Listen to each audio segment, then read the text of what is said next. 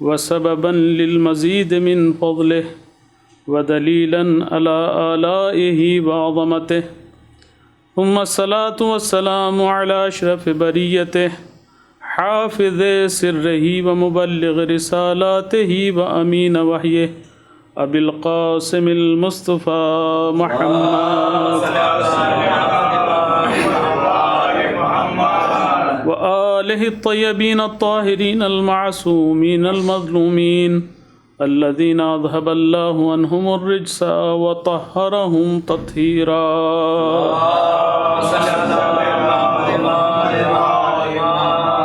سيما بقية الله في الأرضين ولعنة الله على أعدائهم أجمعين أما بعد فقد قال الحكيم في محكم كتابه ومتقن خطابه بسم الله الرحمن الرحيم وجعلناهم أئمة يهدون بأمرنا درود پڑھ لیجیے بر محمد اللهم صل على محمد وآل محمد۔ سب سے پہلے ایک مرتبہ گزارش یہ ہے کہ دو نام جو جناب منصور خان صاحب نے ہمیں دیے ہیں، ان کے صاحبزادے جناب حمزہ علی صنوف منصور خان اور جناب مزمل محبوب علی خان، مزمل علی صنوف رفیع خان صاحب، یہ دونوں بچے ابھی ایکسیڈنٹ میں ان کا انتقال ہو گیا ہے۔ ان کے لیے سورہ فاتحہ پڑھ کے ان کی روح کو حساب۔ بسم اللہ الرحمن الرحیم۔ خداوند عالم کی بارگاہ میں شکر گزار ہیں کہ اس نے یہ ہمیں توفیق دی کہ ہم محمد و آل محمد کے ذکر کی محفل کو سجائیں اور اس میں شریک ہوں۔ یہ نہایت عظیم سعادت ہے، اور ہم اپنے بزرگوار ان کو بھی تعزیت و تسلیت پیش کرتے ہیں۔ خداوند عالم ان کو صبر عطا کرے۔ نہایت صدمہ عظیم ہے، اور یقیناً ہمارے دل کو ڈھارس ہوتی ہے اس طرح کے صدمات میں۔ کربلا والوں کا غم جب سامنے آتا ہے تو ہمارے اپنے غم جو ہیں وہ مندمل ہو جاتے ہیں اور ہمیں صبر ملتا ہے۔ خداوند عالم انشاءاللہ جو اس دنیا سے گزر گئے ہیں ان کو اہل بیت علیہم السلام کے ساتھ محشور فرمائے۔ ایک مرتبہ صلوات پڑھ لیجیے بر محمد۔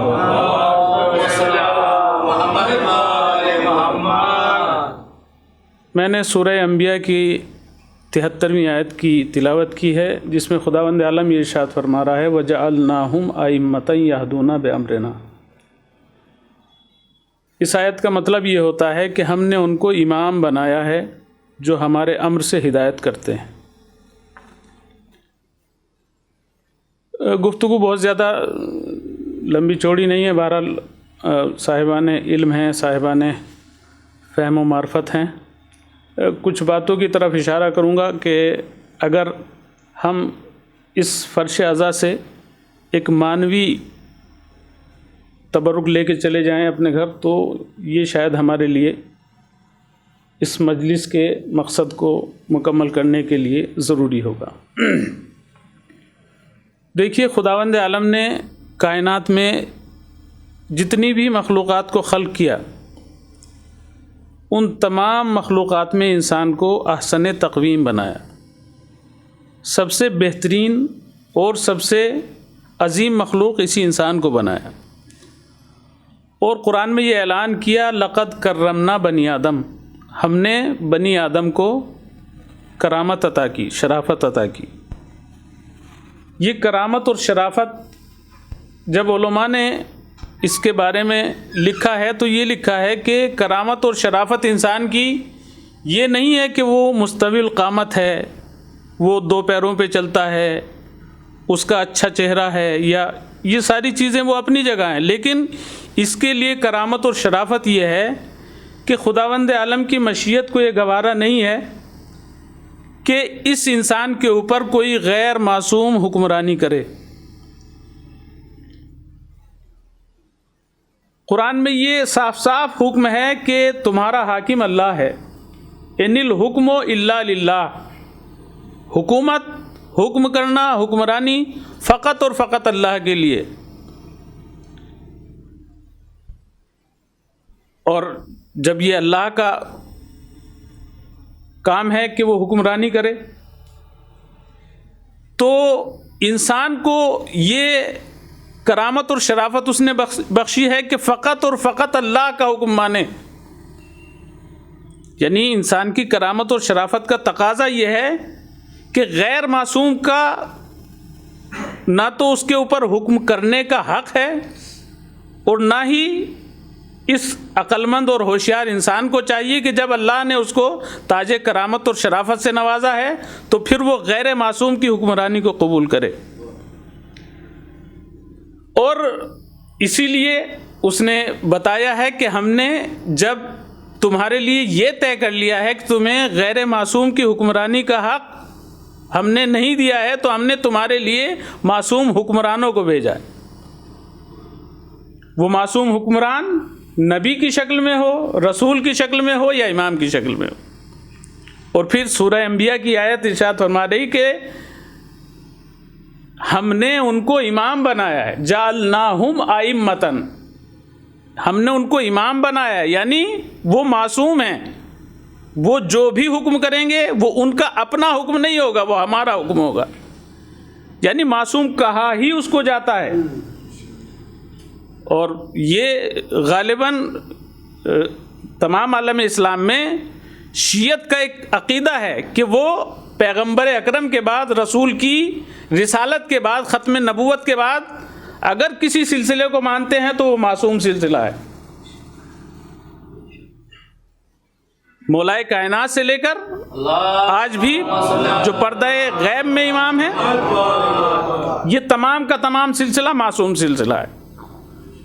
اور معصوم کہا ہی اس کو جاتا ہے کہ جو حکم خدا کا پابند ہو، خود بھی حکم خدا کا پابند ہو اور انسانوں کو بھی حکم خدا کی طرف لے کے آئے۔ تو یہ انسان کی کرامت ہے، یہ انسان کی شرافت ہے کہ اللہ کی مشیت کو یہ گوارا نہیں ہوا۔ دیکھیے کچھ اشارے ہیں اگر شاید ہمارے لیے مفید ہوں، تو اللہ نے انسان کو کرامت اور شرافت جو بخشی ہے وہ یہ ہے کہ انسان کو یہ طے کرنا ہے کہ وہ غیر معصوم کی حکومت کو قبول نہ کرے، وہ اللہ کے حکم کو مانے۔ اور چونکہ ہم نے دیکھا ہے کہ ہم قرآن سے، اہل بیت سے وابستہ تو رہے، لیکن ہم نے ان حقائق کو اور ان ذوات مقدسہ کی معرفت کو کما حق ہو اس کا حق ادا نہیں کیا، جس کی وجہ سے آج ہم نہ جانے کس کس طرح کی حکمرانی کو قبول کرنے کے لیے تیار۔ یہ اہل بیت سے یعنی ان کی معرفت سے دوری، قرآن کی سچے معنی میں اس سے وابستگی سے دوری، جس کا نتیجہ یہ ہے کہ آج ہم جس مرحلے میں ہیں یہ اسی کا نتیجہ ہے، ایک کم معرفتی اور ایک اہل بیت سے جو صحیح معرفت ہونا چاہیے تھی وہ معرفت ہم نے حاصل نہیں کی۔ اور پورا کربلا کا پس منظر جو آپ کے سامنے ہے آج، اربعین کا جو آپ یعنی جو لوگ میڈیا سے جڑے ہیں اور دیکھ رہے ہیں نیوز وغیرہ، وہ لوگ جانتے ہیں کہ کتنے بڑے پیمانے پر کربلا میں آج اربعین منایا جا رہا ہے۔ آپ حضرات نے اربعین کے حوالے سے یہ مجلس یہاں برگزار کی ہے، منعقد کی ہے۔ خداوند عالم انشاءاللہ مولا اس کو قبول فرمائے اور انشاءاللہ آپ حضرات کو بھی اس عظیم اجتماع میں شرکت کی توفیق نصیب حاصل ہو کہ کم سے کم 4 کروڑ کی تعداد میں انسان کیوں جمع ہے؟ مولا امام رضا علیہ الصلوۃ والسلام فرماتے ہیں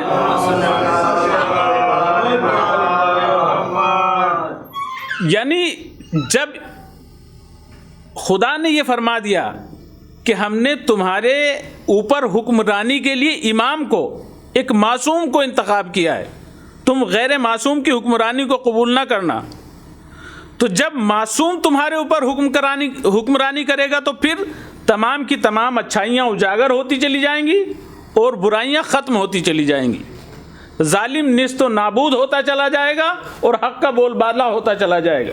لیکن شرط یہ ہے کہ تمہیں حق کی حکمرانی کو قبول کرنا ہے، نہ حق کی حکمرانی کو قبول نہیں کرنا ہے۔ امام رضا علیہ الصلوۃ والسلام آپ فرماتے ہیں کہ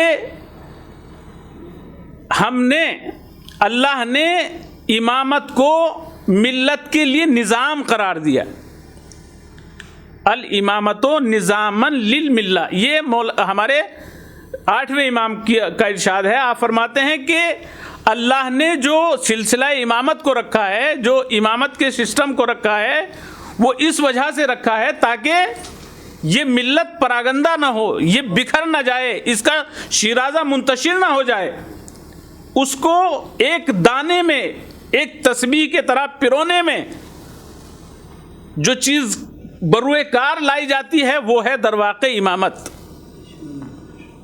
اور عربی میں نظام جو کہا جاتا ہے، اس دھاگے کو کہا جاتا ہے جس کی وجہ سے وہ دانے جو تسبیح کے اندر ہوتے ہیں وہ مرتب شکل میں آ جاتے ہیں، ایک دوسرے سے وابستہ۔ یہ اپنا دانوں کا کوئی کمال نہیں ہوتا، یہ دانے مرتب بھی ہوتے ہیں اور ایک دوسرے سے وابستہ بھی ہوتے ہیں، لیکن شرط یہ ہے کہ یہ وابستہ ہوں اس نظام سے کہ جو ان دانوں کے اندر پایا جاتا ہے۔ اور امام نے اسی کی طرف متوجہ کیا ہے کہ یہ امامت اگر تمہارے درمیان پائی جا رہی، یعنی تم نظام امامت کو اگر قبول کر رہے ہو، اگر امامت کے حکومت کو قبول کر رہے ہو، تو پھر امام تمہیں منظم بھی کر دے گا اور ایک دوسرے سے وابستہ بھی کر دے گا، لیکن شرط یہ ہے کہ حق معرفت امام ادا کرو۔ اور اس کی بہترین مثال آج نجف سے کربلا کے اس راستے میں آپ دیکھ سکتے ہیں۔ مجھے اتفاق ہوا، میں 2 یا 3 مرتبہ غالباً اس مشی میں وہاں شریک ہوا۔ نجف سے لے کر کربلا تک کا تقریباً 80 کلومیٹر کا یہ فاصلہ ہوتا ہے، اور اس فاصلے میں اچھا یعنی 2 کروڑ لوگ، 3 کروڑ لوگ، 4، اچھا ہم کہہ دیتے ہیں کروڑ، لیکن اگر 2-4 ہزار بھی کہیں جمع ہو جائیں یا 1-2 لاکھ اگر کہیں جمع ہو جاتے ہیں تو ایک بہت بڑا کراؤڈ ہوتا ہے، بہت بڑی ایک تعداد، اور لگتا ہے دور سے دور تک جیسے، لیکن 4 کروڑ انسانوں کی تعداد اور اس کا صحیح تصور اور اس کو صحیح درک کر لینا یہ کوئی معمولی چیز نہیں۔ اور اس کے بعد آپ یہ دیکھیں کہ یہ درود پڑھ لیجیے بر محمد و آل محمد۔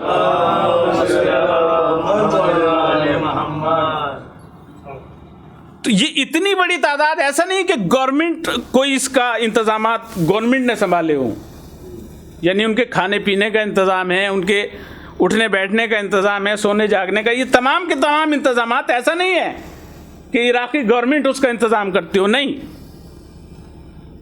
یہ وہی امام حسین کے چاہنے والے ہیں، یہ وہی نظام امامت سے وابستہ لوگ ہیں کہ جو تمام کے تمام انتظامات، اور پھر ابھی جو خاص طور پہ ہمارے انڈین سماج میں اس میں اگر ہم دیکھیں تو ہم ذرا سی باتوں پہ، ذرا سے مال و دولت کی وجہ سے ہم ایک دوسرے کو جو ہے وہ یعنی مارنے کے لیے تیار ہو جاتے ہیں، خاص طور پہ جو ہمارے سماج میں دیکھنے میں جو چیز آتی ہے۔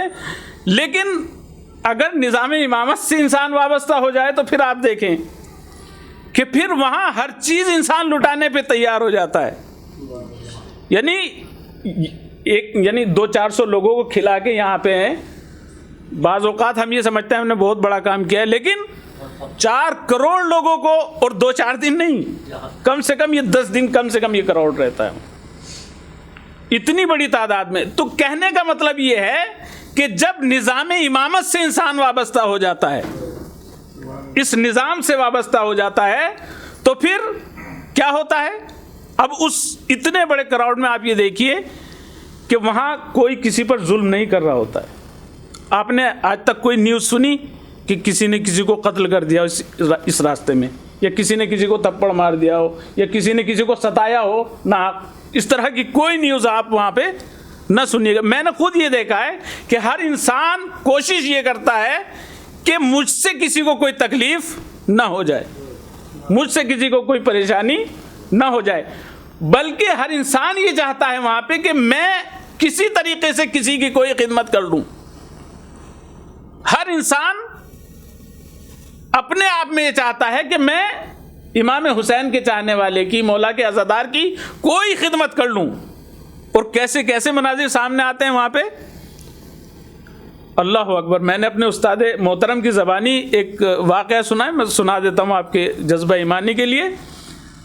وہ یہ کہتے ہیں کہ ایک شخص جو ہے, جو ابھی چل کے آ رہا تھا, اس نے یہ سوچا کہ تھوڑا سا آرام کے لیے میں بیٹھ جاتا ہوں, اور وہ راستے کے کنارے جو جگہ بنی ہوتی ہے اس پہ وہ بیٹھ گیا.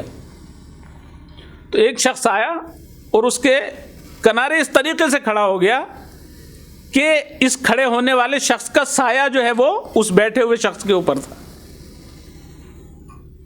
تو اس نے, بیٹھے ہوئے شخص نے دیکھا کہ پتہ نہیں کس وجہ سے یہ میرے پاس کھڑا ہوا ہے, کیا بات ہے. اس نے تھوڑا سا فاصلہ لینا چاہا تو یہ اور اس کے قریب آ گیا.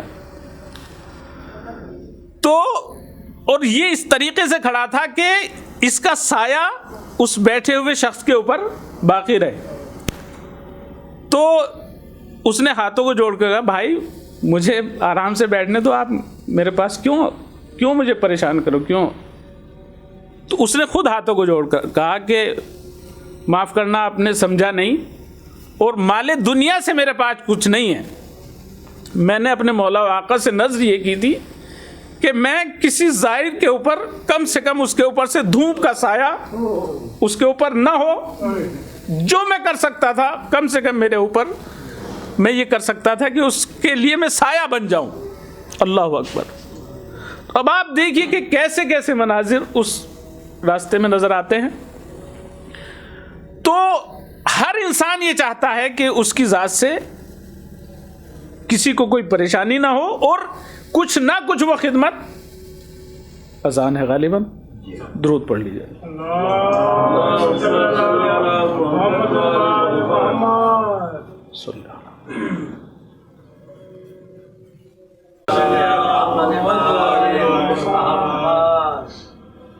تو جو لوگ گئے ہیں خداوند عالم انشاءاللہ ان کی زیارت کو قبول کر. لیکن آپ حضرات سے میں بھی, یعنی میری یہ گزارش بھی ہے اور آپ سے ایک طرح سے وصیت بھی ہے کہ اگر دل میں تڑپ ہے اور جانے کا جذبہ ہے تو کوشش کیجئے کہ اربعین حسینی میں اس اجتماع میں شریک ہوں, تاکہ وہاں کی جو اقدار ہیں, وہاں کی جو ویلیوز ہیں, ان کا صحیح اندازہ ہو انسان کو, اور کوشش کرے کہ ان ویلیوز کو انسان اپنانے کی کوشش کرے. تو وہاں جو چیز یعنی سامنے آتی ہے کہ تمام کی تمام اچھائیاں انسان کے اندر سمٹتی ہوئی نظر آتی ہیں, اور تمام کی تمام برائیاں انسان سے دور ہوتی ہوئی نظر. یہ سب کس وجہ سے ہوتا ہے؟ اس نظام امامت کی وابستگی کی وجہ سے. یعنی اگر معمولی طور پر بھی ایک انسان چند دنوں کے لیے اگر نظام امامت سے وابستہ ہو جائے تو پھر اچھائیاں اجاگر ہوتی ہوئی نظر آتی ہیں اور برائیاں دور ہوتی ہوئی نظر آتی ہیں. درود پڑھ لیجیے بر محمد و آل محمد. تو نظام امامت خداوند عالم کا بنایا ہوا وہ عظیم نظام ہے کہ اس نے انسان کی کرامت کے لیے, اس کی شرافت کے لیے یہ نظام بنایا تھا جو قیامت تک باقی ہے. سلسلہ نبوت ختم ہو گیا, سلسلہ رسالت تمام ہو گیا, لیکن یہ سلسلہ نظام ہے جو اللہ کی حکمرانی کے لیے کائنات میں موجود تھا.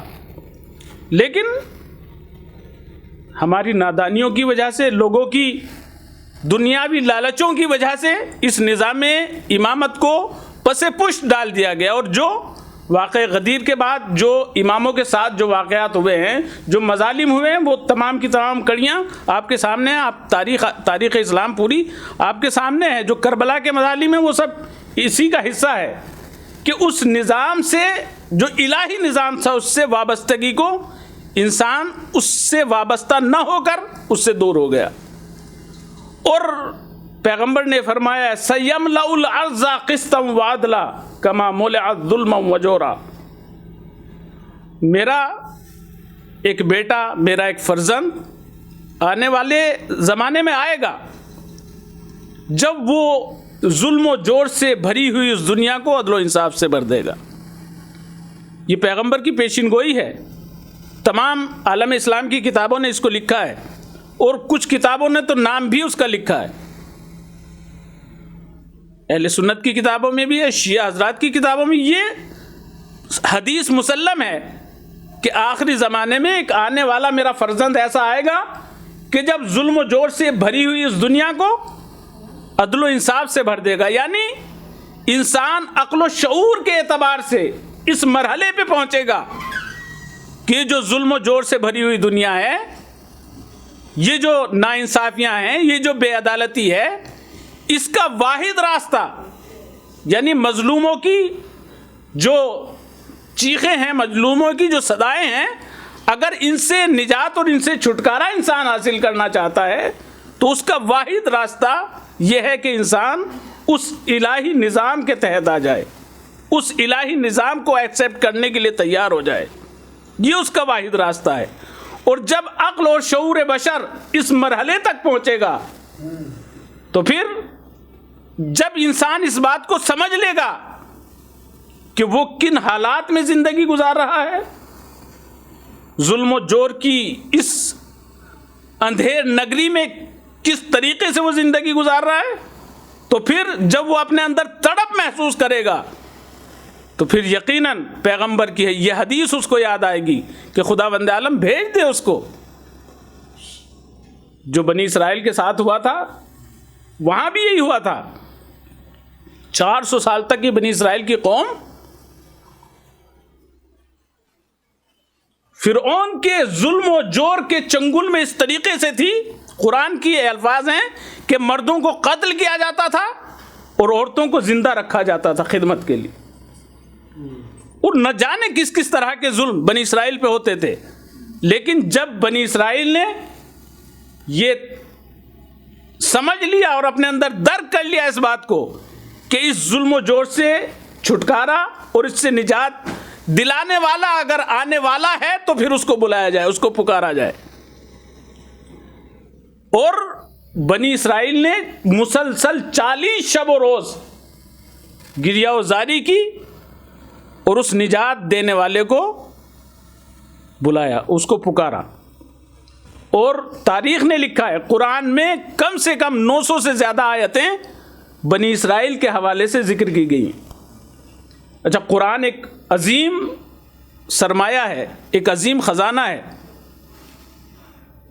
مشکل یہ ہے عالم اسلام کی، ملت مسلمہ کی مشکل یہ ہے کہ ہم اپنے خزانوں سے آشنا نہیں، ہم اپنے ان خزانوں سے بھی واقف نہیں ہیں کہ ہمارے پاس کون سا سرمایہ، کتنا بڑا سرمایہ ہے۔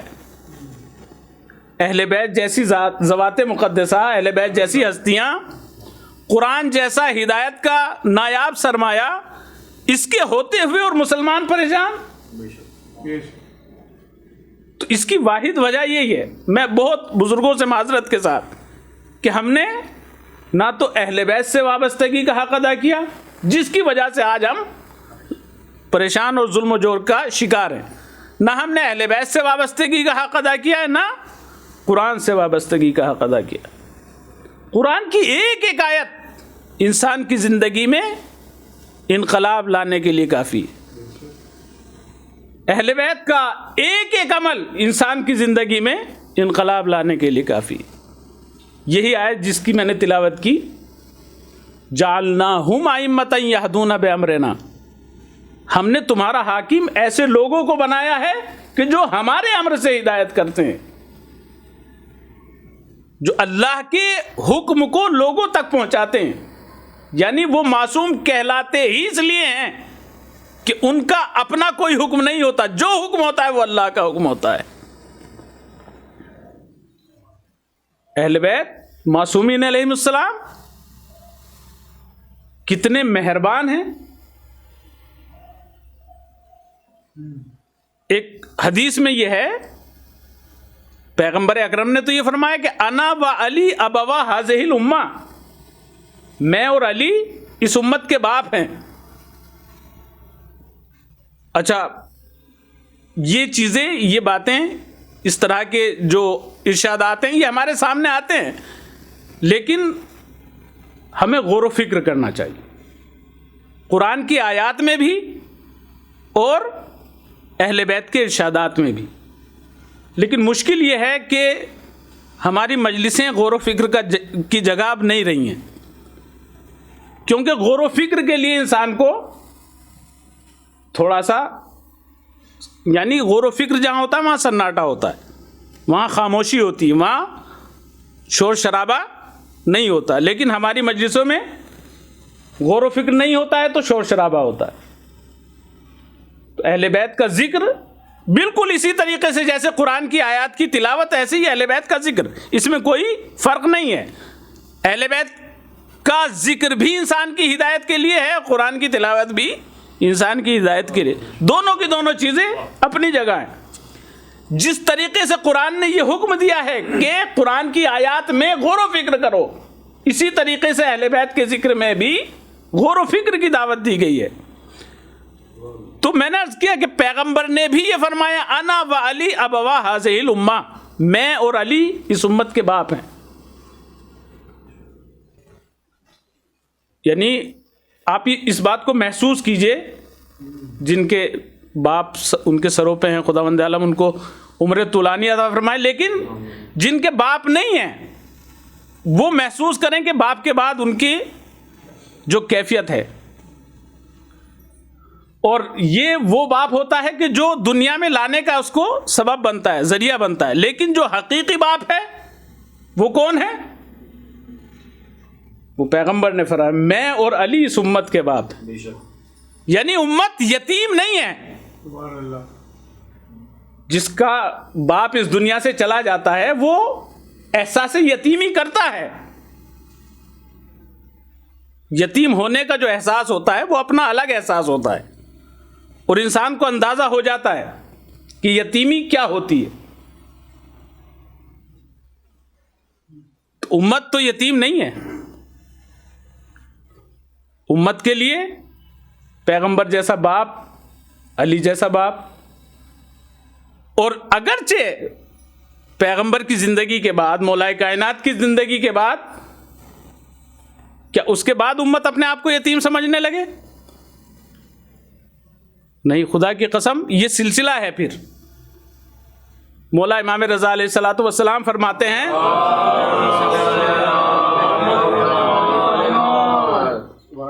کہ الامام کالوالد الشفیق والاخ الشقیق، ایک مکمل تفصیلی خطبہ ہے مولا امام رضا علیہ الصلوۃ والسلام کا امامت کے حوالے سے، تو وہاں پہ آپ فرماتے ہیں کہ امام شفیق والد کی طرح ہوتا ہے، امام بہترین عزیز بھائی کی طرح ہوتا ہے۔ یعنی امام کتنا مہربان ہوتا ہے، اس چیز کا اندازہ میں ایک واقعہ، تاکہ اذان نزدیک ہو جائے، ذکر کر کے انشاءاللہ گفتگو کو تکمیلی منزل کی طرف لاتا ہوں۔ پیغمبر کے زمانے کے بعد ایک شخص ہے، قبیلہ بنی ثقیف کا ایک سردار، یہ مدینے میں آیا۔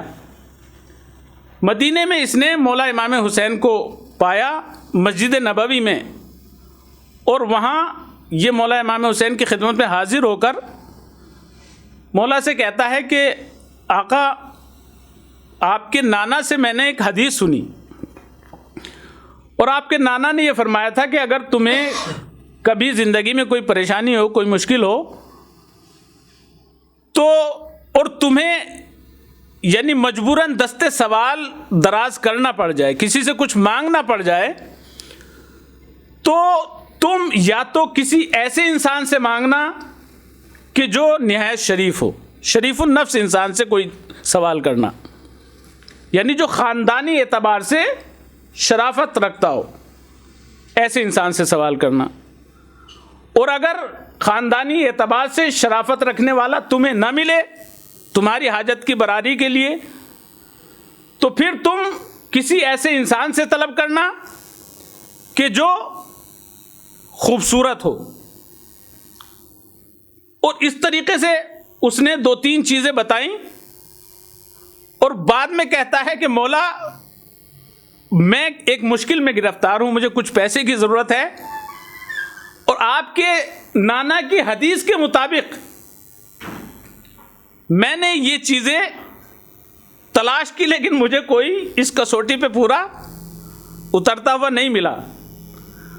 لیکن اے مولا آقا, میں جب دیکھتا ہوں تو آپ میں یہ تینوں چیزیں پائی جاتی ہے کہ آپ نسب اور حسب کے اعتبار سے بھی کامل ہیں, سب سے افضل ہیں, آپ شکل و صورت کے اعتبار سے بھی سب سے خوبصورت ہیں, اور آپ علم اور فضل کے اعتبار سے بھی مکمل ہیں. تو میں یہ چاہتا ہوں کہ آپ کے نانا کی حدیث کی روشنی میں آپ میری اس تمنا کو پورا کر دیجئے. تو مولا امام حسین نے جب اس کی یہ بات سنی تو آپ نے فرمایا کہ ٹھیک ہے, جب تو نے ہمارے نانا کے ارشاد کے مطابق ہم سے سوال کیا ہے تو ہم بھی اپنے نانا کے ارشاد کے مطابق تجھے کچھ عطا کریں گے. تو اس نے کہا ٹھیک ہے, میں حاضر ہوں. کہا کہ ہم تمہاری معرفت کے مطابق تمہیں دیں گے.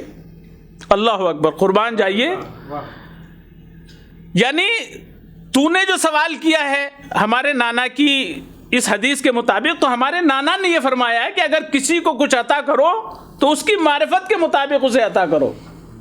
ایسا نہ ہو کہ کچھ کم ظرف ہو اور ظرف سے زیادہ اس کو آپ عطا کر دو, تو پھر وہ اس سے برداشت نہیں ہوگی, وہ چیز وہ اس سے ہضم نہیں ہوگی. تو بعض اوقات یہ ہوتا ہے کہ کم ظرف کو اگر ظرف سے زیادہ چیز دے دی جائے تو اس سے ہضم نہیں ہوتی, کہ پہلے ہم تیرا ظرف دیکھیں گے, تیری معرفت دیکھیں گے, معرفت کے بعد تجھے عطا کریں گے. اچھا ایسا نہیں ہے, یعنی اس کا مطلب یہ ہے مولا امام حسین یہ بات جان رہے تھے کہ یہ صاحب معرفت ہے, ورنہ یہ تو وہ مقدس ہستیاں ہیں کہ جو ہر آنے والے کے سوال کو پورا کرتی ہیں. ان کے یہاں سے کوئی خالی ہاتھ جاتا نہیں, اپنا ہو یا پرایا ہو, غیر ہو, کوئی بھی ہو, جو ان کے در پہ آ جاتا ہے وہ کبھی خالی ہاتھ نہیں جاتا ہے. تو اس کا مطلب یہ ہے کہ مولا امام حسین بھی اس کو پہچان رہے تھے کہ آنے والا صاحب معرفت ہے. تو امام نے کہا کہ ہم تجھ سے کچھ سوال کریں گے اور ہم جو تم ہمارے سوال کا جواب دو گے اس کے مطابق ہم تمہیں عطا کریں گے. تو اس نے ہاتھوں کو جوڑ کر پوچھا, آقا آپ اگر سوال کریں گے, اگر میں جانتا رہوں گا, یعنی مجھے معلوم ہوگا آپ کے سوال کا جواب, تو میں آپ کے سوال کا جواب دوں گا, لیکن اگر معلوم نہیں ہوگا تو میں خود آپ سے پوچھ لوں گا. تو مولا نے اس سے پوچھا, اس سے پہلا سوال کیا, اور سوال یہ تھا کہ یہ بتاؤ کہ انسان کی زندگی میں کمال کیا ہے. اللہ اکبر. دیکھیے شعور حیات امام کس طریقے سے انسان کو عطا کرتا ہے, کس طریقے سے زندگی کا سلیقہ سکھاتا ہے. ایک ایک واقعہ, ایک ایک انسان کی زندگی میں ائمہ کے کردار کی ایک ایک جھلک انسان کی زندگی کو بدلنے کے لیے کافی ہوتی ہے. تو امام نے اس سے پوچھا کہ یہ بتاؤ کہ انسان کی زندگی میں سب سے بڑا کمال کیا ہے. تو اس نے سر کو جھکایا اور سر کو اٹھانے کے بعد کہتا ہے, مولا انسان کی زندگی میں سب سے بڑا کمال یہ ہے کہ انسان کے پاس علم ہو. علم معہو حلم, انسان کے پاس علم ہو لیکن خالی علم نہ ہو, اس کے ساتھ حلم بھی ہو, اس کے ساتھ بردباری بھی ہو. یعنی خالی علم بھی کافی نہیں ہوتا ہے, خالی علم بھی کمال نہیں ہوتا ہے اگر اس کے ساتھ علم نہ ہو, کیونکہ علم شیطان کے پاس بھی تھا لیکن وہ اپنے اس علم کی وجہ سے متکبر ہو گیا, غرور میں آ گیا. تو کبھی کبھی علم انسان کو متکبر بھی بنا دیتا ہے, مغرور بھی بنا دیتا ہے اگر اس کے ساتھ علم نہ ہو. کہا ٹھیک ہے, علم ہو لیکن علم کے ساتھ ہو. آپ کی بات صحیح ہے, جواب صحیح ہے. کہا اگر کوئی انسان علم حاصل نہ کر سکے تو پھر وہ کیا کرے.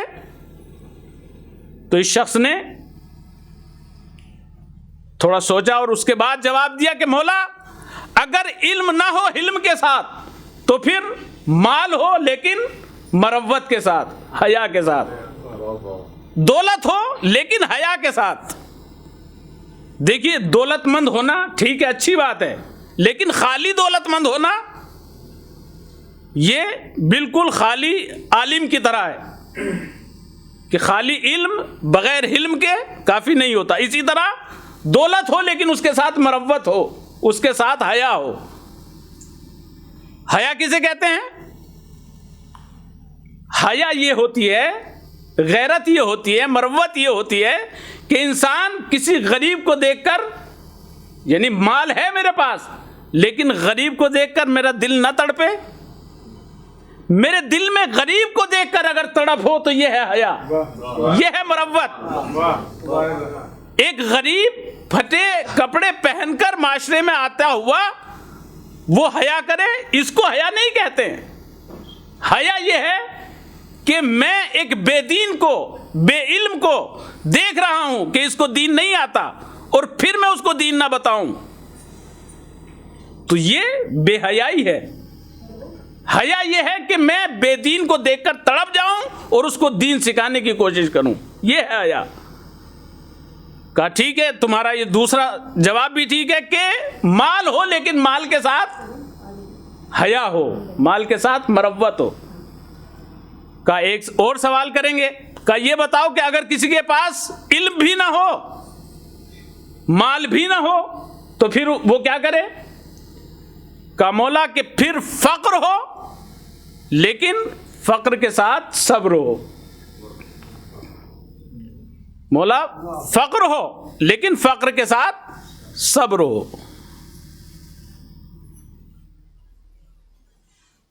یعنی بہت سے انسان اگر نادار ہوتے ہیں، ان کے پاس کچھ نہیں ہوتا اور صبر بھی نہ ہو اس کے پاس، تو پھر ایسا انسان بکھر جاتا ہے، پھر ایسے انسان اپنی زندگی تباہ کر لیتا ہے. وہ ہر کسی کے سامنے دستے گدائی دراز کرتا ہے. تو اس نے فرمایا کہ مولا پھر فقر ہو، تنگ دستی ہو لیکن صبر کے ساتھ ہونا چاہیے. تو مولا نے کہا کہ اگر علم بھی نہ ہو، مال بھی نہ ہو اور فقیری بھی ہو تو پھر ایسا انسان کیا کرے کہ مولا اگر انسان کے پاس علم بھی نہ ہو، انسان کے پاس دولت بھی نہ ہو، انسان فقیر بھی ہو، تو پھر ایسے انسان کو اس دنیا میں جینے کا حق نہیں ہے. یعنی یہ کوالٹی بتائی ہیں کہ علم ہو لیکن علم کے ساتھ ہو، مال ہو لیکن غیرت کے ساتھ ہو، فقیری ہو تو اس کے ساتھ صبر و تحمل ہو. یہ زندگی کے خوبصورت شعار جو ائمہ علیہ السلام نے ہمیں دیے.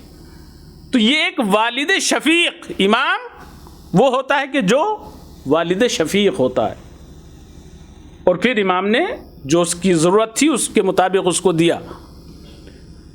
تو کتنے واقعات ائمہ کی زندگی میں آپ کو ملیں گے کہ جہاں ائمہ علیہ السلام نے آنے والوں کو اس طریقے سے عطا کیا، اس طریقے سے ان کا دامن مراد بھرا، اور خالی مال و دولت کی عطا نہیں تھی، ہر طرح کی بخشش. اور قرآن تو یہ کہتا ہے کہ استجیبوا للہ ولرسولہ اذا دعاکم لما یحییکم، یعنی خالی مال و دولت عطا کرنے والے نہیں ہیں. یہ ہستیاں تو وہ ہستیاں ہیں کہ کائنات کی جتنی بھی نعمتیں ہیں سب انہی کے توسط سے تمہیں ملتی ہیں. یعنی یہ مت سمجھ لینا کہ ہمارے پاس جو کچھ ہے وہ ہمارا اپنا ہے، بلکہ وہ سب کچھ انہی کے واسطے سے، انہی کے فیض سے تم تک پہنچتا ہے. زیارت جامع کبیرہ کی فقرے ہیں کہ ان ذکر الخیر کنتم اولہ وآخرہ. کائنات میں کوئی بھی خیر، کوئی بھی نیکی ایسی نہیں ہے کہ جس کی اصل تم نہ ہو. یعنی اہل بیت ہر نیکی کی اصل اور بنیاد ہے. یہ جو قرآن کی آیت کی تلاوت کی، اس میں خداوند عالم ارشاد فرمایا کہ اگر تم اللہ اور اس کی رسول کی آواز پہ لبیک کہو گے تو وہ تمہیں حیات عطا کریں گے، وہ تمہیں زندگی عطا کریں گے. یعنی انسان کو زندگی اور حیات بھی جو ملتی ہے وہ اہل بیت علیہ السلام کے طفیل میں ملتی ہے. جب اہل بیت علیہم السلام کی آواز پہ انسان لبیک کہتا ہے اور ان کی آواز اللہ کی آواز ہوتی ہے، ان کا حکم اللہ کا حکم ہوتا ہے، اللہ کے حکم پر عمل کرنے ہی کا نام تو زندگی ہے، ورنہ چلنا پھرنا، سونا جاگنا، اٹھنا بیٹھنا، کھانا پینا، یہ ساری کی ساری چیزیں زندگی کی علامت تو نہیں ہے۔ اور وہ آیت کہ جو راہ خدا میں شہید ہو جاتے ہیں خبردار ان کو مردہ تصور بھی نہ کرنا، وہ زندہ ہیں اور اللہ کے یہاں سے رزق پاتے ہیں۔ یہ قرآن کی آیت کا ترجمہ ہے۔ اچھا، قرآن نے یہ ارشاد فرما دیا، بتا دیا کہ خبردار جو راہ خدا میں قتل کر دیے جاتے ہیں ان کو مردہ تصور بھی نہ کرنا، وہ زندہ ہیں، اللہ کے یہاں سے رزق پاتے ہیں۔ بے شک۔ تو اب آپ محسوس کریں کربلا والوں نے جو شہادت دی، شہید ہونے کے بعد آج یہ 4 کروڑ سے زیادہ کی تعداد جو راہ حسینی پہ گامزن ہیں، کیا حسین کی زندگی، کیا اس سے بڑا کوئی ثبوت آپ کو ملے گا؟ یعنی آج حسین سے بڑھ کر کوئی زندہ ہے کائنات میں؟ اتنی بڑی تعداد میں لوگ جو حسین حسین کر رہے ہیں، اس سے بڑھ کر اور کوئی حیات ہوگی؟ تو یہ وہ ذوات مقدسہ ہیں کہ جو انسان کو ہر طرح کی نعمتیں جن کی وجہ سے انسان کو ملتی ہیں، حیات ملتی ہے تو ان کی وجہ سے۔ اور گفتگو کے آخری مرحلے میں ذکر کر دوں کہ دیکھیے مولا کائنات، یہ ہو سکتا ہے کہ جب یہ زندگی عطا کرنے والے ہیں تو ہم یہ دیکھتے ہیں کہ مولا کائنات نے مختلف جنگوں میں جو لوگوں کو قتل کیا ہے، جو ذوالفقار چلی ہے، تو یہ گویا زندگی تو نہیں، یہ تو ایک طرح سے موت کا پیغام لے کے آتی تھی ذوالفقار، کہ نہیں ایسا نہیں ہے، ہمارے سمجھنے میں غلطی ہے۔ معاشرے کو، سماج کو زندگی کب عطا ہوتی ہے؟ ہم نے زندگی کے مفہوم کو نہیں سمجھا ہے۔ ہم زندگی کو پہچان لیں۔ جنگ خندق کا واقعہ ہے، جب عمر ابن عبدالبد یہ آیا ہے اور اس نے للکارا ہے تو مولا کائنات کوئی جا نہیں رہا تھا اور وہ تمام حالات پیش آئے، تو مولا کائنات اس کے مقابل میں گئے، تو اس نے مولا کائنات سے کہا کہ تمہارے باپ سے میری دوستی تھی، یعنی ہم پہلے زمانے سے آشنا ہیں، تو میں نہیں چاہتا کہ میں تمہیں قتل کروں۔ چونکہ اس کے بارے میں پیغمبر اکرم کے اصحاب میں سے کسی نے یہ کہا تھا کہ حضور اس کے مقابلے میں کون جائے گا، تو یہ تو اتنا بڑا پہلوان ہے عرب کا کہ اگر ایک مرتبہ ڈاکوؤں نے حملہ کر دیا تھا قافلے پر تو اس نے اونٹ کے بچے کو اٹھا کے اس کو اپنے ڈھال بنا لیا تھا، یعنی اتنا بڑا یہ پہلوان، اس کے مقابلے میں کون جائے گا؟ تو کوئی جا نہیں رہا تھا اس وقت، جو ہے مولا کائنات جب گئے ہیں تو مولا کائنات سے اس نے اس طریقے سے بات کی کہ تمہارے جو والد تھے ان سے ہماری آشنائی ہے تو ہم تمہیں قتل نہیں کریں گے۔ کہا ٹھیک ہے، جب تم نے آشنائی کا ہمیں وہ کیا ہے، بتایا ہے کہ ہماری آشنائی تھی، تو پھر ہم تمہیں ایک ہدیہ دیں گے، ایک تحفہ دیں گے۔ کہا اچھا، آشنا ہونے کی وجہ سے تم ہمیں تحفہ دو گے؟ تحفہ کیا ہے؟ تحفہ ہے کہ ہم تمہیں حیات عطا کریں، ہم تمہیں زندگی عطا کریں، ہم چاہتے ہیں کہ تمہیں زندگی ملے، تمہیں حیات ملے۔ کہا اچھا کیسی حیات؟ کہا تم کلمہ پڑھ لو اور لشکر اسلام کی طرف آ جاؤ، اس سے بہتر کائنات میں تمہیں حیات بے شک نہیں ملے گی۔ یہ حیات ہے، یہ مفہوم ہے حیات۔ مولا کائنات نے اس کو پیشنہاد کی، اس سے کہا کہ تم کلمہ پڑھ لو، توحید کا کلمہ، رسالت کا کلمہ پڑھ لو اور لشکر اسلام میں شامل ہو جاؤ، تو اس دنیا میں بھی اور آخرت میں بھی تمہاری نجات، تمہاری حیات، یہ حیات ہم تمہیں دینا چاہتے ہیں، یہ ہدیہ ہم تمہیں دینا چاہتے ہیں۔ کہا یہ تو مجھے منظور نہیں ہے۔ یعنی علی علیہ الصلوۃ والسلام حیات دینا چاہتے ہیں، لیکن جو سامنے آیا ہے، جو مقابل میں آیا ہے، جو دشمن بن کے آیا ہے، اور دیکھیے یہ اللہ کا نمائندہ ہے،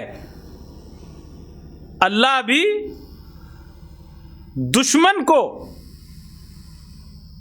جو جہنم میں ڈالنے کا جو معاملہ ہے، وہ کسی دوست کو جہنم میں ڈالنے کا سوال ہی پیدا نہیں ہوتا ہے۔ جو اللہ سے محبت رکھتا ہے، جو اللہ سے کسی بھی طریقے سے محبت رکھتا ہے، اس کو جہنم میں ڈالے جانے کا کوئی سوال ہی نہیں ہے۔ میں یہاں پہ تھوڑا سا اپنے بھائیوں کے لیے، جوانوں کے لیے عرض کر دوں کہ ایک مرتبہ ایک بڑھیا نے مدینے کی یہ واقعہ سنا تھا پیغمبر سے، یہ حدیث سنی پیغمبر کی کہ خداوند عالم اپنے بندوں سے ایک ماہ سے 70 گنا زیادہ محبت کرتا ہے۔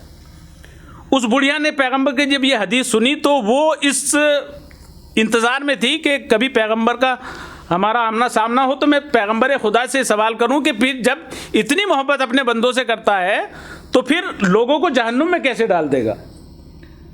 اور ایک دفعہ اچانک اس نے دیکھا کہ حضور تشریف لا رہے ہیں، تو وہ کھانا بنانے میں، تندور جلانے میں مصروف تھی، تو اس نے وہیں پہ جو ہے وہ اپنا ہاتھ روک لیا اور کھڑی ہو کے جو ہے اس نے پیغمبر کے نزدیک آنے کا انتظار کیا، اور جب پیغمبر قریب آئے تو ہاتھوں کو جوڑ کر اس نے سوال کیا کہ حضور یہ بتائیے کہ آپ نے ایسے ارشاد فرمایا کہ ایک ماہ سے 70 گنا زیادہ اپنے بندوں سے محبت کرتا ہے۔ کہا پھر؟ کہاں میں نے ایسا حدیث ہے، ہم نے کہا ہے ایسا۔ کہا تو پھر وہ کیسے اپنے بندوں کو جہنم میں ڈال دے گا؟ کہا دیکھیے یہ میرا بچہ میرے پاس ہے اور یہ تندور جل رہا ہے، میں کسی بھی شکل میں، کسی بھی صورت میں اپنے اس بچے کو تندور میں نہیں ڈال سکتی۔ تو ایک مرتبہ پیغمبر رحمت کی آنکھوں میں آنسو آ گئے اور آپ نے کہا کہ یقیناً تو صحیح کہتی ہے، تیرا کہنا صحیح ہے، جب تک انسان اللہ سے دشمنی نہیں کرے گا تب تک اللہ اس کو جہنم میں، یعنی جہنم کا راستہ انسان خود طے کرتا ہے، خود اللہ سے دوستی کے بجائے جب اللہ کی دشمنی پر اہل بیت کی خود انتخاب کرتا ہے، اللہ کسی کو جہنم میں نہیں ڈالتا۔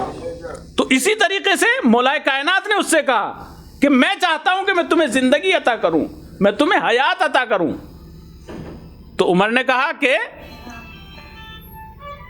مجھے یہ منظور نہیں ہے۔ کہا تو پھر دوسرا راستہ یہ ہے کہ جو یہ تمہاری نجس زندگی ہے، جو تم کفر کی حالت میں زندہ ہو، اسی نجس زندگی میں اپنا واپس چلے جاؤ، میدان جنگ چھوڑ دو اور تم زندہ رہو۔ تو اس نے کہا یہ بھی مجھے منظور نہیں ہے۔ تو آپ نے محسوس کیا کہ مولا کائنات دشمن کو بھی اگر مقابل پہ آتا ہے تو اس کو بھی زندگی کی پیشنہاد کرتے ہیں۔ بے شک۔ تو یہ چاہنے والوں کے لیے کیوں نہیں؟ تو ہر چیز، اچھا دیکھیے زندگی کا معاملہ ایسا ہے کہ زندگی ہی کے ذریعے انسان کی تمام نعمتیں زندگی سے وابستہ ہیں۔ جب تک انسان کی زندگی ہے تب تک اس کی ساری نعمتیں ہیں، لیکن جہاں زندگی تمام ہوتی ہے پھر اس کی ساری نعمتیں وہ اس سے وابستہ نہیں رہتی۔ لیکن یہ نعمتیں محبت اہل بیت ایسی ہے کہ جو اس دنیا میں بھی کام آتی ہے، اور اس دنیا سے جانے کے بعد جتنے بھی مرحلے ہیں، قبر کا مرحلہ ہو، حشر کا مرحلہ ہو، اور صراط و میزان کے جتنے بھی مرحلے ہیں، ہر ایک مرحلے میں کام آنے والی اگر کوئی چیز ہے تو محبت اہل بیت، محبت محمد و آل محمد ہے۔ یہ محبت انسان کو انسان بناتی ہے، یہ محبت انسان کو شعور زندگی عطا کرتی ہے۔ اور عزادارو، اب ہم چونکہ ایام عزا کے آخر ایام میں ہم ہیں، اور ہمیں چاہیے کہ ہم نے جو یہ تقریباً 2 مہینے کی جو عزاداری کی ہے، ہمیں اس میں اپنا ایک محاسبہ کرنا چاہیے کہ ہم نے اس عزاداری سے کیا حاصل کیا ہے، ہم نے اس عزا کی جو پیغام ہے ہم نے کیا اس کو اپنی زندگی میں بسایا ہے۔ اور اگر کوئی ایک پیغام بھی عزا کا ہم نے حاصل کیا تو یقیناً عزاداری ہماری کامیاب ہے. لیکن اگر ہم نے فقط رسموں کو ادا کیا اور ہر سال کی طرح اس سال بھی ہم نے رسموں کو منایا، صبح کی شام کی مجلسیں کی، واہ واہ کی، اور ہم نے اپنی زندگی کے لیے اس سے کوئی توشہ نہیں لیا، تو یقیناً پھر ہماری زندگی مولا امام حسین علیہ السلام کی زندگی سے محبت کی زندگی کا تو رابطہ ہوگا، لیکن ان کی سیرت پہ عمل کرنے کا کوئی رابطہ نہیں ہوگا. امام حسین کی زندگی کا سب سے بڑا پیغام یہ تھا کہ ہمیں کسی بھی صورت میں ظالم سے ہمیں کمپرومائز نہیں کرنا ہے. آج جس دور میں ہم زندگی گزار رہے ہیں یہ نہایت پرآشوب دور ہے. اس دور میں یقیناً جو صاحبان فہم و بصیرت ہیں ان کے لیے ذمہ داریاں اور زیادہ بڑھ جاتی ہیں، اور یہ عزاداری ہمیں ایک طرح سے راستہ دکھاتی ہے. کربلا میں فقط 72، لیکن مولا امام حسین نے قربانی کا وہ عظیم مرقع پیش کیا تھا کہ اگر 30,000 کا لشکر بھی ظالموں کا 72 کے مقابل میں آ جائے تو پھر حق پر رہنے والے کو ذرہ برابر بھی اپنے پائے ثبات میں لغزش نہیں لانا چاہیے. یہ حسین کی عظیم قربانی ہمارے لیے پیغام رکھتی ہے. بس عزادارو، تمام ہو گئی گفتگو، آپ کا زیادہ ٹائم لیا. خداوند عالم انشاءاللہ اس عزاداری سے ہمیں صحیح معنی میں پیغام حاصل کرنے کی خداوند عالم توفیق عطا فرمائے.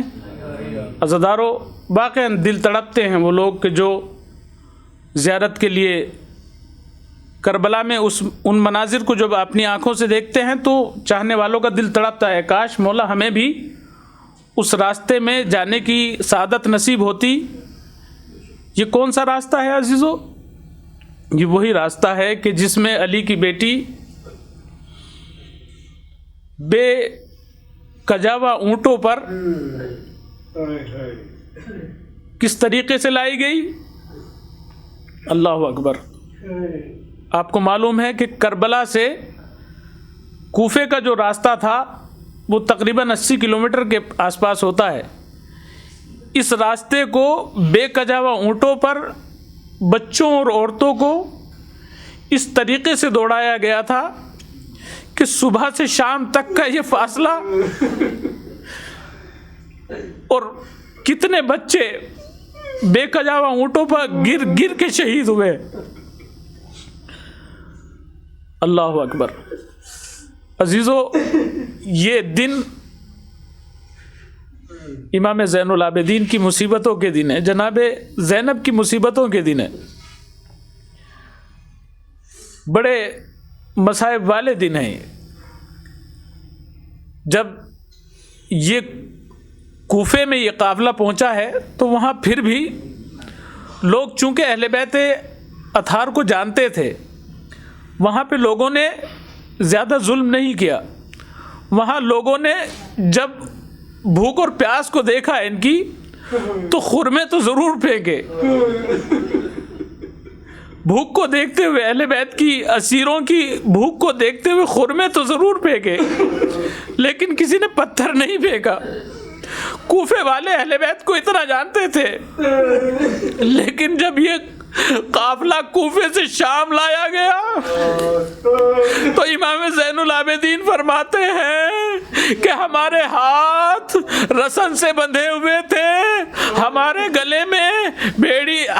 گلے میں خاردار توک تھا، پیروں میں بیڑیاں تھی، ارے اسی اثنا میں ہمارے اوپر پتھر بھی مارے جا رہے تھے، جلتی ہوئی لکڑیاں بھی پھینکی جا رہی تھی. ارے ایک جلتی ہوئی لکڑی میرے امامے کے اوپر گری جس کی وجہ سے میرے سر کی کھال جل گئی. اللہ اکبر. کس طرح کے مظالم. عزادارو، یہ کتنا مظلوم امام ہے. کربلا میں شہادت پیش کرنا یقیناً مصیبتیں ہیں، لیکن جو مصائب کربلا سے کوفہ اور شام سے گزر کر سید سجاد نے جو مصائب دیکھے ہیں وہ مصائب شاید کوئی برداشت نہ کر سکتا. اسی وجہ سے واقع کربلا کے بعد جناب زینب 1.5 یا 2 سال زندہ رہی، اور جب تک زندہ رہی بھائی کو یاد کر کر کے روتے. 1.5 سال تک کربلا کے واقعے کے بعد جناب زینب نے بھائی کا ماتم کیا، لیکن اللہ نے مظلوم امام سید الساجدین کے 35 سال تک زندہ رہے، اور جب کھانا سامنے آتا تھا تب اپنے باپ کی بھوک کو یاد کر کے روتے تھے، جب پانی سامنے آتا تھا جب اپنے باپ کی پیاس کو یاد کر کے روتے تھے. اللہ اکبر. سید الساجدین نے 35 سال اس طریقے سے گزارے. کیا کیا مصائب دیکھے ہیں. اللہ اکبر.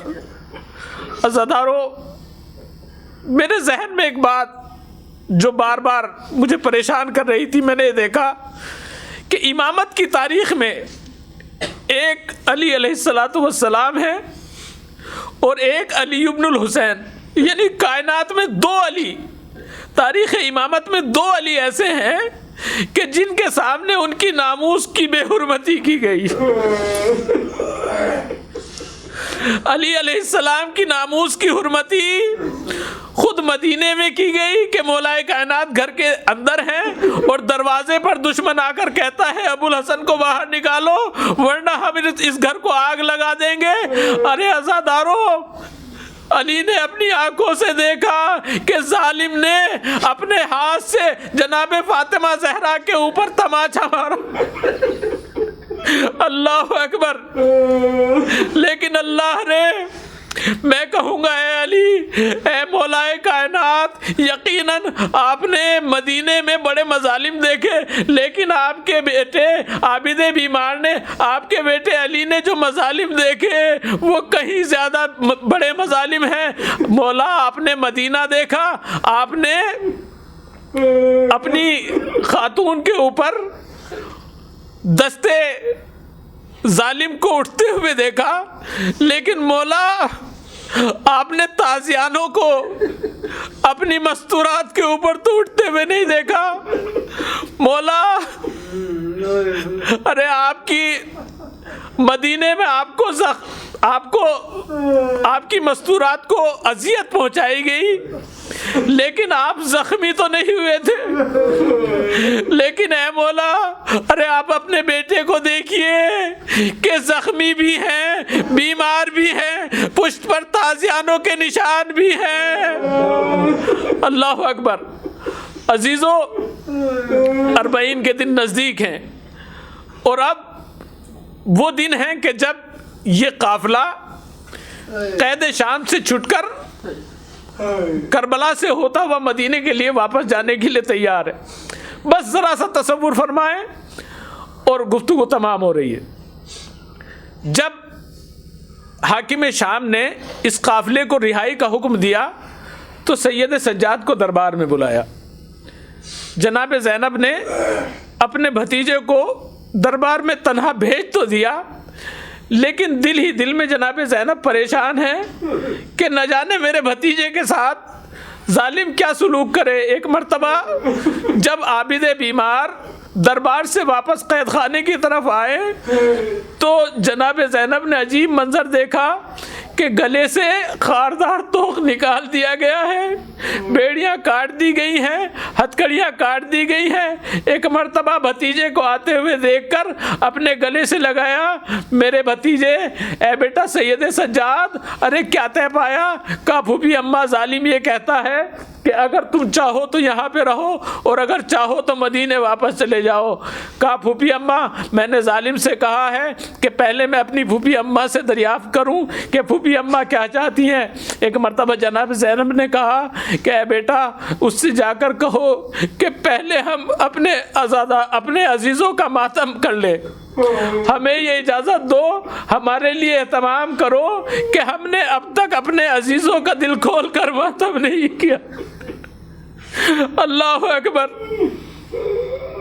اربعین حسینی کی یادگار کی مجلس آپ منا رہے ہیں نا عزیزو. پہلی مجلس جو جناب زینب نے قید خانہ شام میں برپا کی ہے، اس مجلس کا منظر آپ دیکھ سکیں گے، اس کو محسوس کر سکیں گے کہ جناب زینب، ہم جب پڑھتے ہیں تو کسی کتاب میں پڑھنے کے بعد، کسی ذاکر سے سننے کے بعد جب ہم مصائب بیان کرتے ہیں تو ہمارے دل کی ایک عجیب کیفیت ہوتی ہے، دل کا ایک عجیب عالم ہوتا ہے.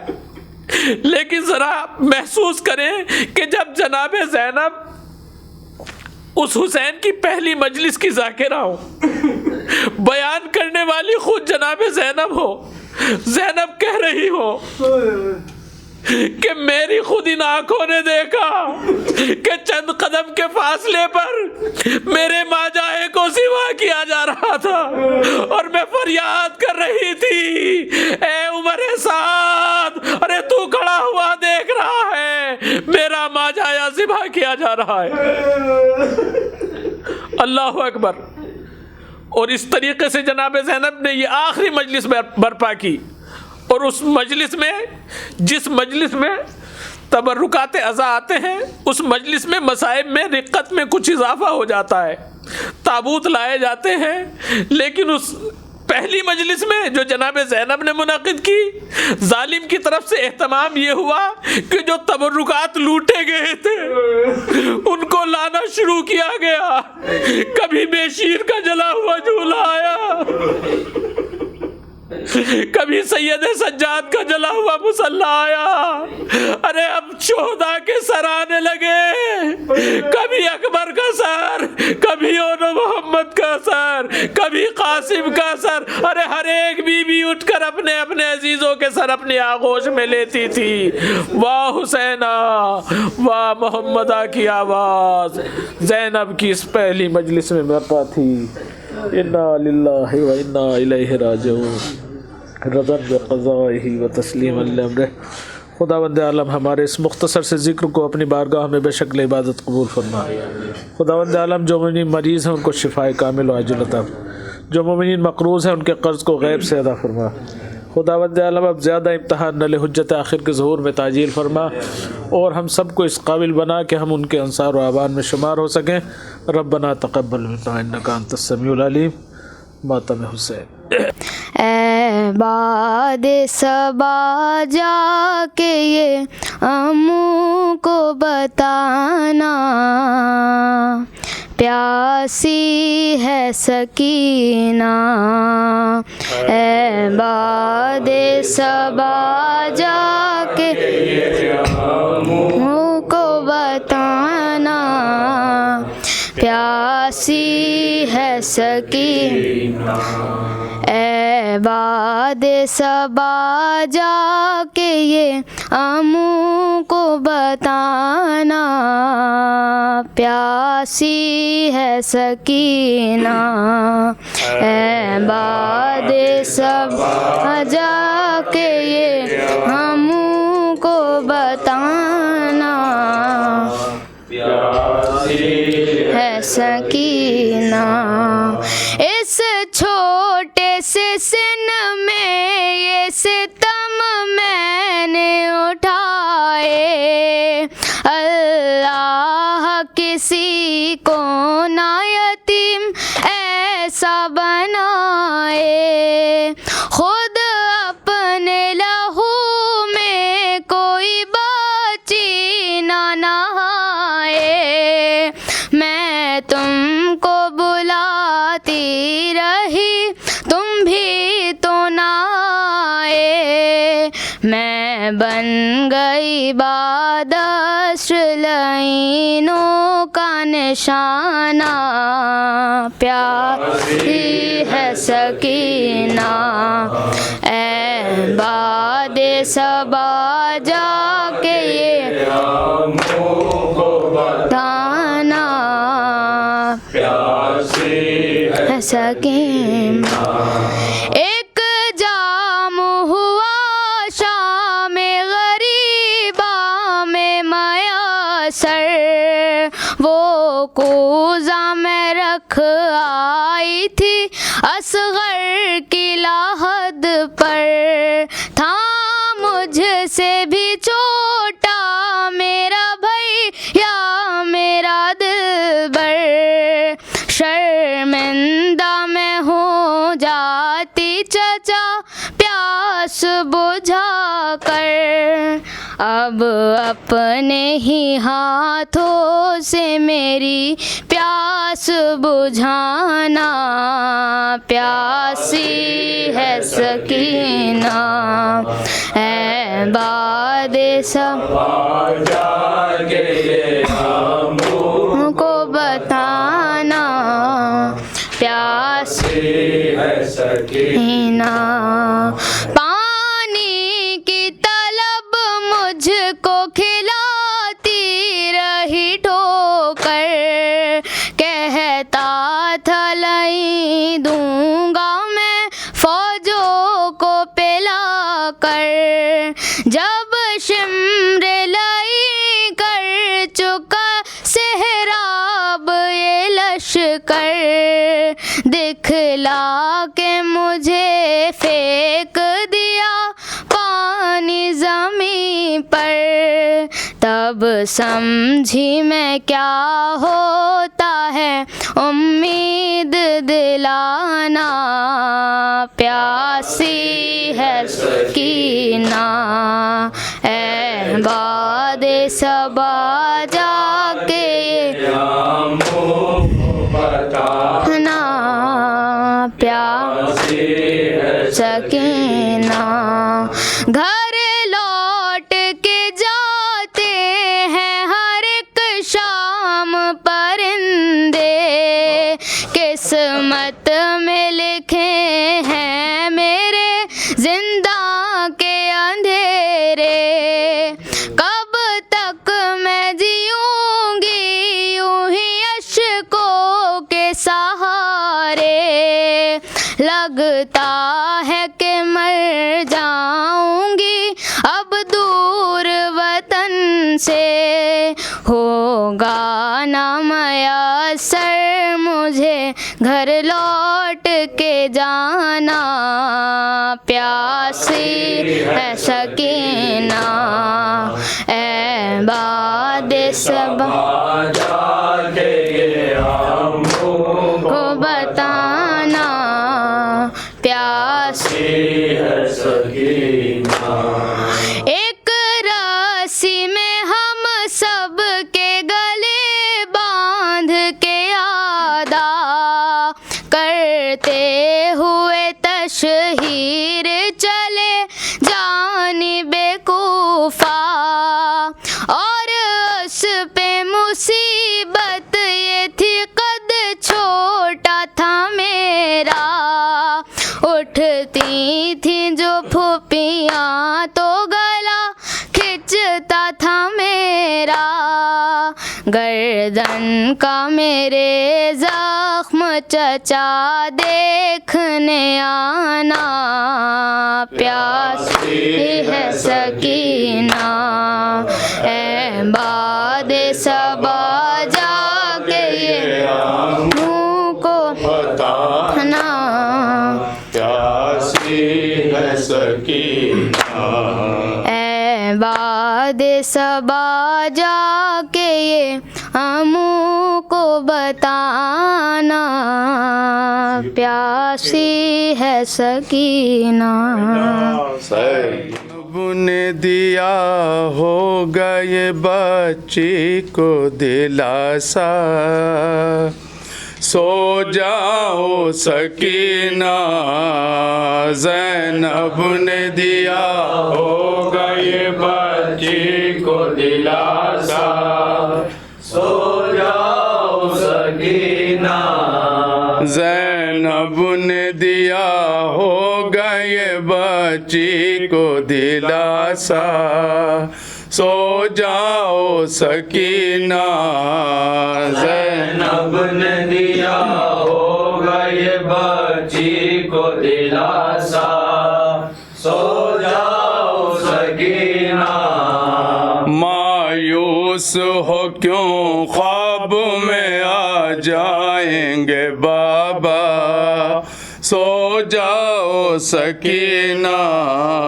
زینب نے دیا ہوگا یہ بچی کو دلاسا سو جاؤ سکینہ یہ کہہ کے اٹھا لیں گے تمہیں گود میں اپنی ہائے ہائے میری بچی ہائے ہائے میری بچی ہائے ہائے میری بچی یہ کہہ کے اٹھا لیں گے تمہیں گود میں اپنی ہائے ہائے میری بچی ہائے ہائے میری بچی ہائے ہائے میری بچی بابا کو بتانا تمہیں کس کس نے ستایا سو جاؤ سکینہ زینب نے دیا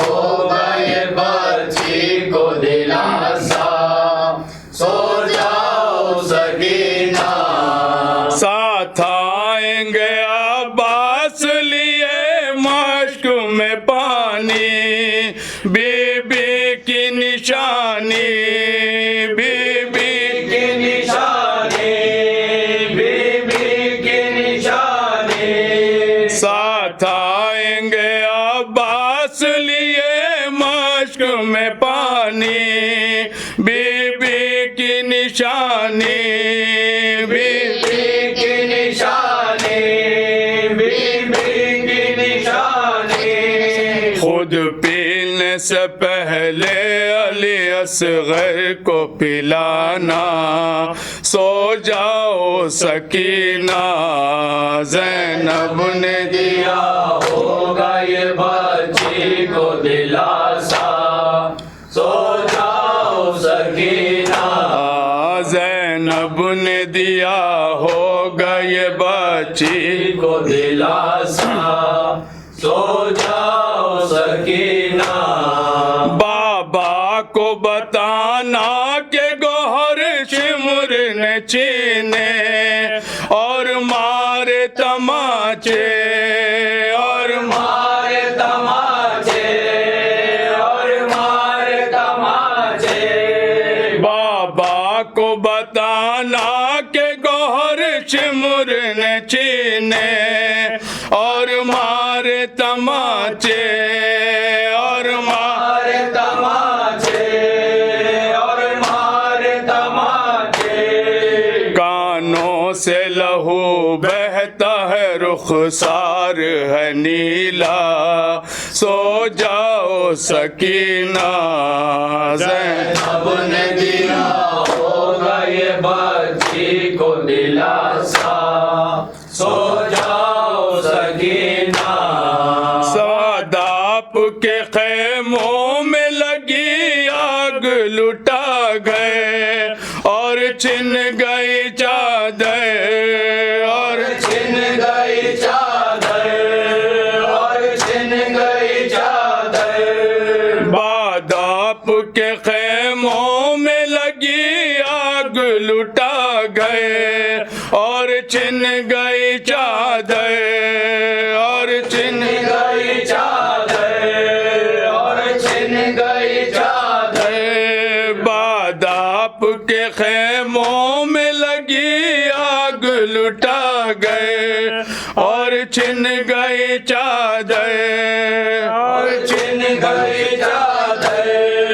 اور چھن گئی چادر بالوں سے ہمیں اپنا چھپانا پڑا چہرہ سو جاؤ سکینہ زینب نے دیا ہوگا یہ بچی کو دلاسا سو جاؤ سکینہ زینب نے دیا ہوگا یہ بچی کو دلاسا سو جاؤ سکینہ حیدر حیدر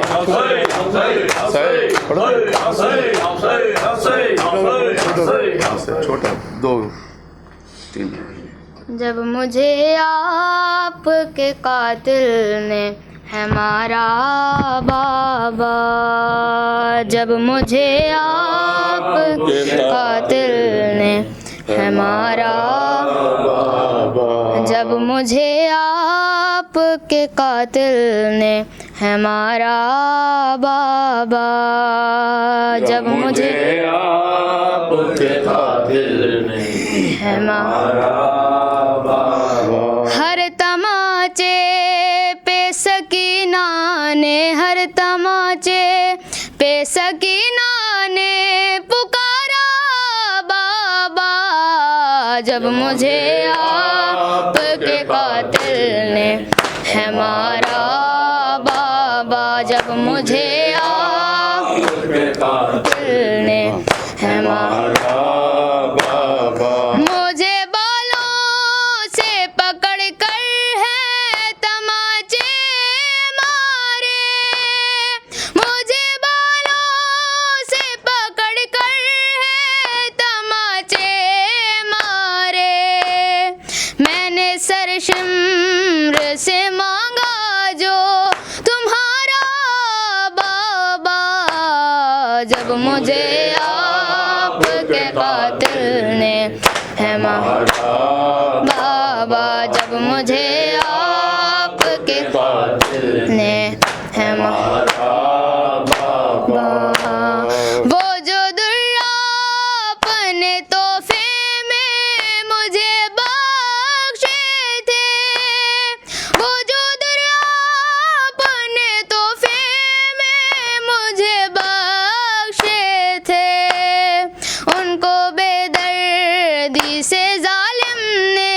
اتارا بابا، جب مجھے آپ کے قاتل نے ہمارا بابا، جب مجھے آپ کے قاتل نے ہمارا بابا، بے کفن آپ ہو بے کفن رہے گی بیٹی، بے کفن آپ ہو بے کفن رہے گی بیٹی، ایک جیسا ہی مقدر ہے ہمارا بابا، جب مجھے آپ کے قاتل نے ہمارا بابا، جب مجھے آپ کے قاتل نے ہمارا بابا،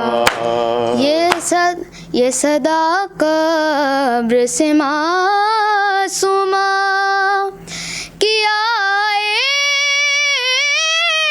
محسن، یہ صدا قبر